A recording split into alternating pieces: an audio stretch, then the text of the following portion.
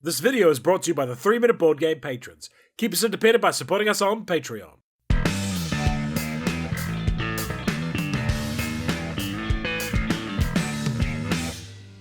Kia ora koutou, and welcome to Dune Imperium Uprising in about 3 minutes. It has a solo mode, it's a game for 1 to 6 players, playing time is long, and it's a reasonably complex game. Dune.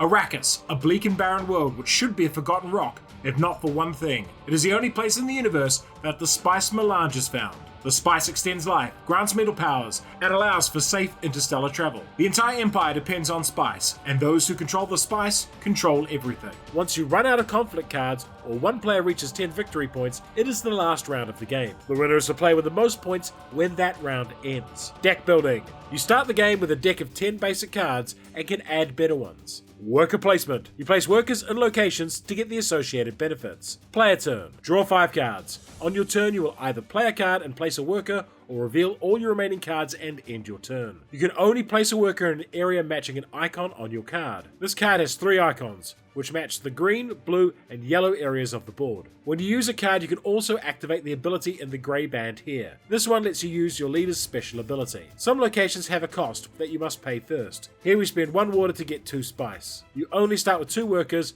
but can spend money to unlock a 3rd one here. The faction locations on the side of the board can only be placed in if you have a character with a matching special symbol. Advance your cube on this track 1 step each time you place in either faction location. At step 3 you get a victory point, and at step 5 you get the alliance token. You can lose the token if another player overtakes you. When you add a worker to a location with a cross sword symbol, you can add troops to the conflict. You can add spice worms to the conflict, but only if you have previously unlocked the hook. And you can do that by placing here. We can either claim the hook or blow up the shield wall. The shield wall prevents worms from being added to conflicts based in those 3 regions. Each player has a base where they store their troops not currently committed to the conflict. This location lets you claim a charm contract, which is a bonus that you will get next time you take that action. And these small circle areas are spies. A spy lets you either place in a location with this symbol or recall a spy to let you place it in an already occupied space. There are also intrigue cards that can be played for bonuses in and out of combat. Once you run out of workers, reveal the rest of your hand. You gain the bonuses shown on the blue part of the cards.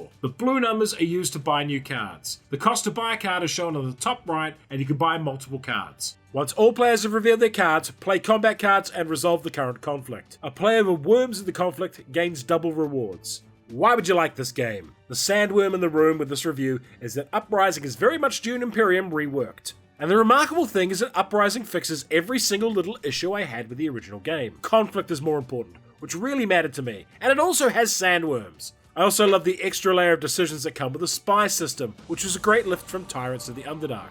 And the charm contract system is a must-use as well. As a result, I feel far more engaged by Uprising than I did with Dune Imperium. I also think that the expansions for the original work with it too. I think Uprising is the game I wanted Dune Imperium to be in the first place, and would recommend it for any group of experienced gamers. The best thing about this game is they took a good game and made it better. However, the spies, worms, and other systems make Uprising about as complex as the original game with 1 expansion. And that step up in complexity won't be for everyone. There's also a 6-player team version of the game, but I haven't played that. For the first Imperium game, check out our review here. And for a similar game with spies, try Tyrants of the Underdark. Dune Imperium Uprising.